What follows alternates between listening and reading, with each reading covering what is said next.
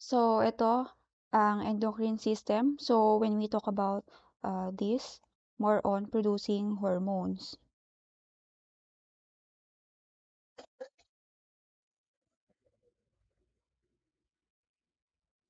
So, this is our body and then meron tayong iba-ibang organs na nagpo-produce ng hormones.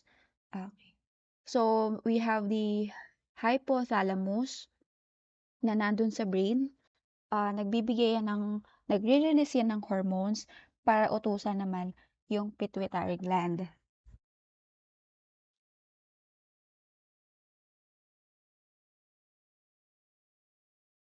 So, after mautusan itong pituitary gland, pwede siyang mag-direct ng hormones is either kay thyroid, parathyroid, pwede kay adrenal gland, or pwede din dito sa ovary pag sa babae, pag sa lalaki naman ay testis.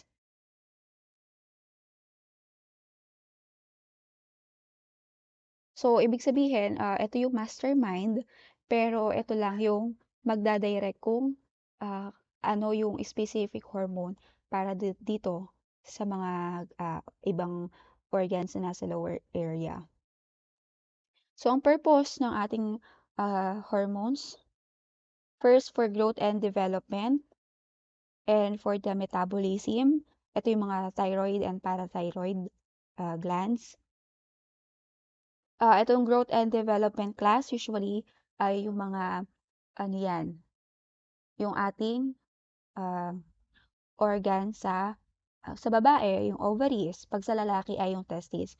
Magpo-produce, once kasi na-activated ng pituitary gland ang ovaries, magre-release siya ng estrogen. So, yun ang female hormone for developing the sexual or secondary sexual characteristics. Pag naman sa lalaki, testosterone yung hormone. Pag ganon, maraming benefits ang testosterone and usually active yan sa mga 20s.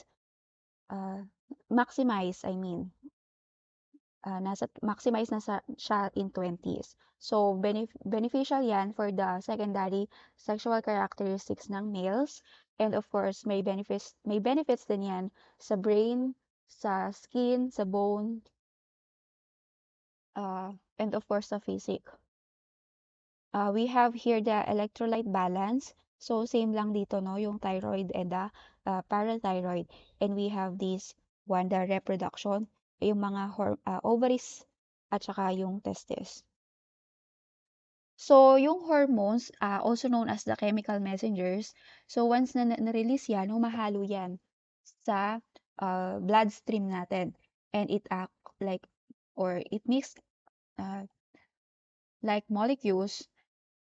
And then with the term endocrine, of course, it implies in response to specific stimuli. So the products of those glands are released into the bloodstream. So example, yung adrenal gland.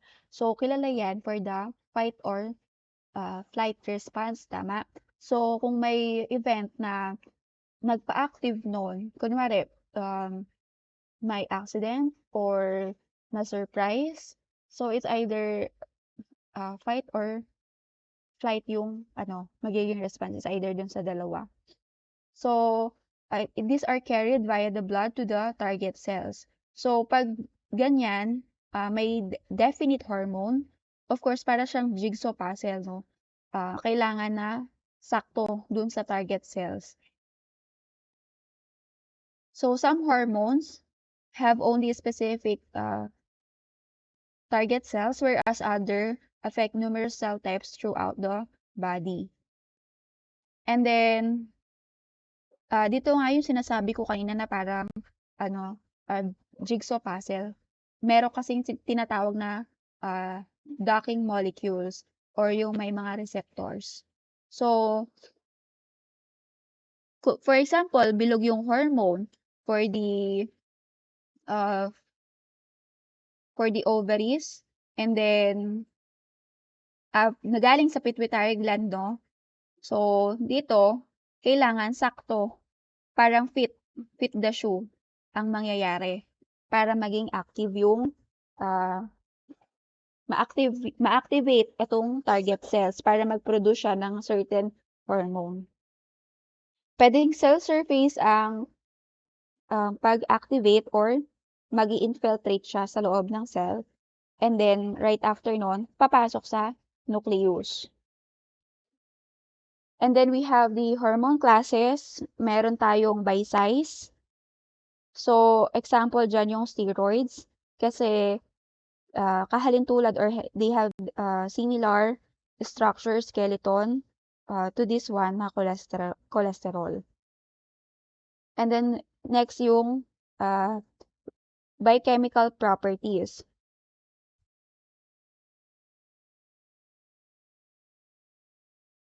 So, meron diyang amino acid, derivatives. So, these are modified versions of some of the building blocks of protein. So, meron tayong thyroid gland and the adrenal gland. So, both of them produces hormones, pero nagkakaiba lang sila when through interaction with the receptors. Or pwede din na yun nga may infiltration nangyayari, papasok doon sa nucleus at kasi sa DNA class or sa gene, kung mahaba yan, may certain area lang na puwedeng kumapit yung hormones para mag-instruct na mag-produce ng certain, protein or hormone dito. Kasi yung buong DNA class ay may iba-iba siyang portion na, kunwari dito puwedeng sa ganitong DNA, sabihin nating A gene, B gene, C gene. So, ang nangyayari 'pag gano'n na may infiltration, dito lang sa part na 'to, sa may A gene lang siya kakapit para mag-instruct na mag-produce ng ganoong, product. We have the regulation of hormones. So, ang purpose niyan to maintain the body's homeostasis or the balance. And next is to respond appropriately to changes in the environment or adaptation. So, ito yung sinasabi ko kanina na itong hypothalamus ang mastermind. It will just release a certain hormone para utusan ito si anterior pituitary gland na mag-produce ng certain hormone para kay target gland. And then meron ng interaction, saka maglalabas si target cells ng specific target gland hormone. Ganun lang yung simple sequence niya. So, ito ang summary ng endocrine glands sa katawan. First one yung hypothalamus. We have the anterior pituitary gland and posterior pituitary gland.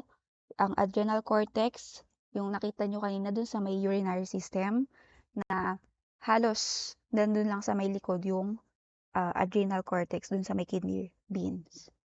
And we have the testes. Ito ay naandun sa may bandang scrotum area nung lalaki. And then we have the ovaries. Ito yung nagpo-produce yung organ na bilog na parang pea-size lang siya in real life. And we have the thyroid and parathyroid gland na malapit sa lalamunan and the pancreas. Ito ay na-discuss na naman kanina dun sa digestive system. Pero may dual purpose siya, no? Kasi dun sa digestive system, ang definition niya ay exocrine gland. Pero dito, endocrine gland. So, pag gano'n na endocrine, more on hormone releasing siya. Pag exocrine, nagre-release ng fluid. Nagre-release to ng fluid, pero hindi humahalo sa dugo. Pag endocrine, nagre-release siya ng hormone na humahalo sa dugo. So, sa hypothalamus, ito yung specific na hormones na nire-release. We have the CRH. Pag itong corticotropin releasing hormone, magre-release siya ng adrenocorticotropic hormone or the ACTH. Pag naman GnRH,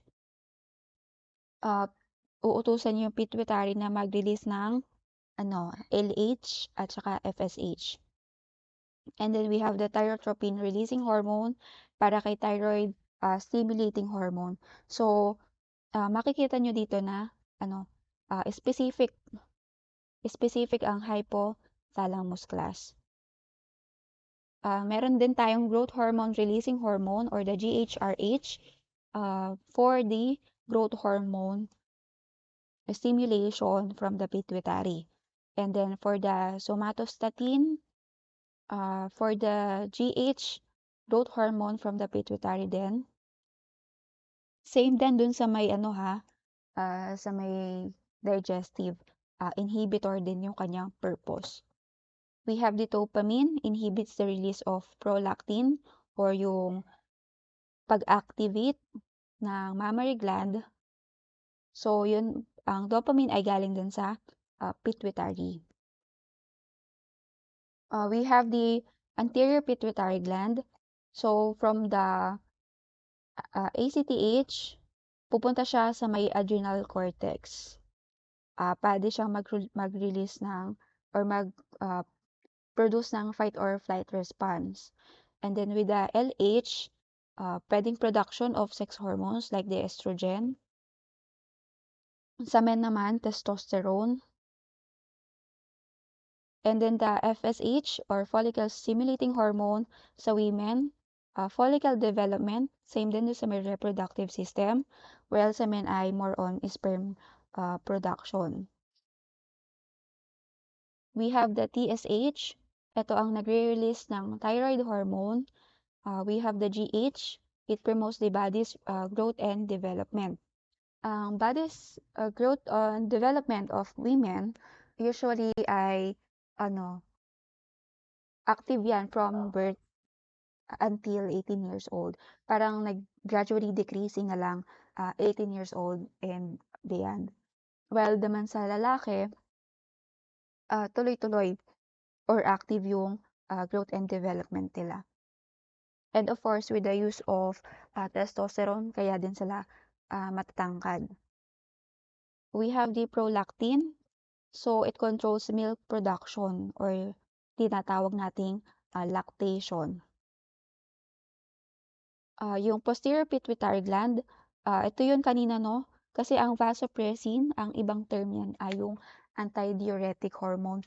Yan yung nakikita doon sa may kidney beans during the filtration process. So, ito yun, it helps control the body's water and the electrolyte levels. And then, itong oxytocin. So, usually present yan sa mga mother. Tinatawag na uterine contraction or promotes uterine contraction during labor and activates milk ejection in nursing women. May ibang article na sinasabi na ang oxytocin ay love hormone. So, ganun din kay mother at saka dun sa kanyang offspring, usually activated yan. We have the adrenal cortex. So, ito, cortisol. It helps control carbohydrate, protein, and lipid metabolism and also protects against stress. We have the aldosterone. So, it helps control the body's water and electrolyte regulation. So, present din to, no? Nabanggit yan kanina dun sa constant urine flow dun sa may process na filtration. We have the testes.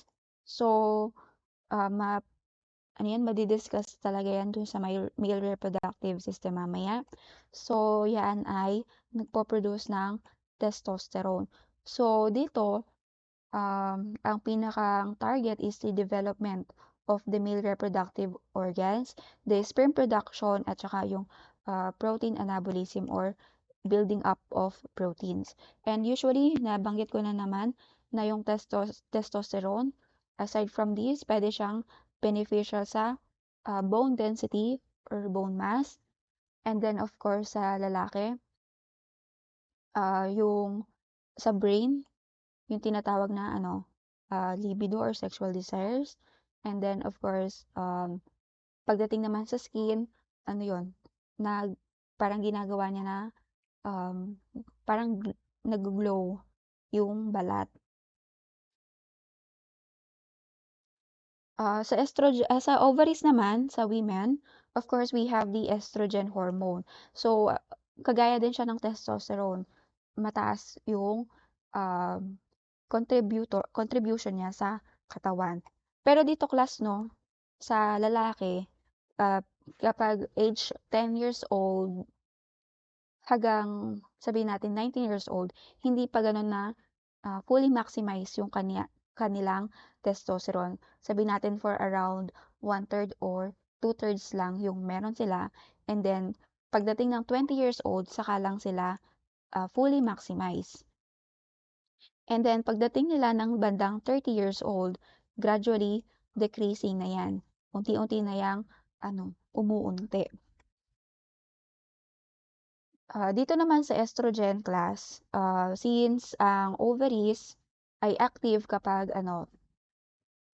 may menstruation na yung babae.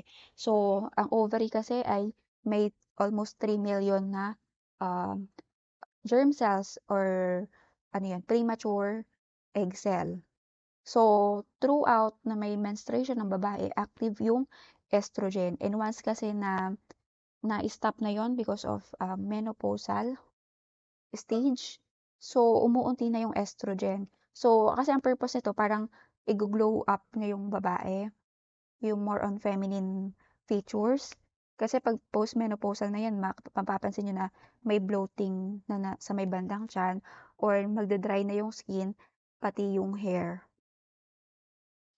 So, dito, more on stimulation siya ng development of the female reproductive organs. And then yung progesterone, produced by the corpus luteum, prepares the uterus for pregnancy and mammary glands for lactation. So, itong dalawa na to ay active talaga sa women. Though meron din sa lalaki. Pero, yun, mas major or mas lamang talaga sa babae since meron silang ovary na organ. So, same din sa lalaki, no? Ang testosterone, mataas ang level sa lalaki since meron silang testes. At the same time, meron din namang testosterone sa babae. Pero very minimal lang. Etong dalawang na hormone, estrogen and progesterone, they are active throughout the menstrual cycle ng babae. And of course, lalo yung magiging active once na naging pregnant na yung babae. We have the thyroid gland. So, parang kasama din yan ng parathyroid, no? Para nagwo-work lang siya simultaneously.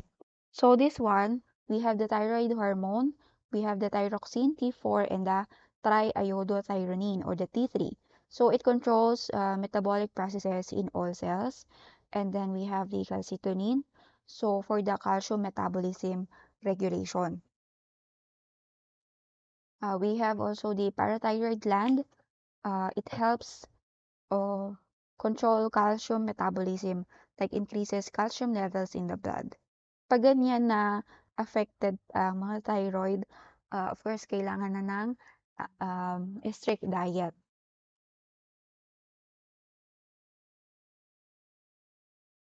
And also, may tinatawag na parathyroidism at saka hypothyroidism. So, pag ganon, ganon din na strict diet lang sila. And we have the pancreas. Meron dyan na insulin hormone for the control of carbohydrate metabolism. And then we have the glucagon. So it helps control carbohydrate metabolism. Ini-increase nito yung blood sugar levels.